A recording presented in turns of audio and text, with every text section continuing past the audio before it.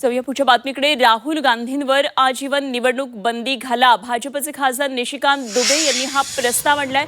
खासदारकी रद्द करून निवडणूक बंदीची त्यांनी मागणी केली आहे। संसदेमध्ये निराधार विधान करून देशाची दिशाभूल केल्याचा आरोप त्यांनी केलाय। सत्ताधारी विरोधकांमधला संघर्ष आता तीव्र होण्याची शक्यता आहे। केंद्र सरकारनं अमेरिकेशी करार करून देश विकायला काढल्याचा गंभीर आरोप करणारे लोकसभेतले विरोधी पक्षनेते राहुल गांधी यांना बडतर्फ करून आजीवन निवडणूक लढवण्यावर बंदी घालावी अशी मागणी करणारा विशिष्ट स्वतंत्र प्रस्ताव गुरुवारी भाजपनं सादर केला।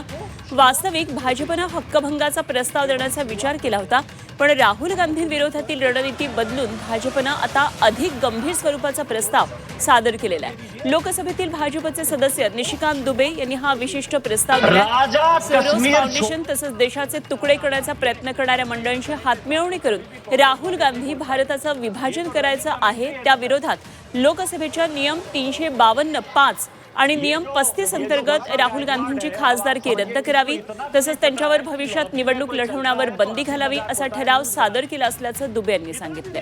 हा प्रस्ताव मंजूर झाला तर राहुल गांधींच्या खासदारकीवर पुन्हा गदा येऊ शकते। राजा कश्मीर छोड़ो का आंदोलन चला रहा था, ये ऐसा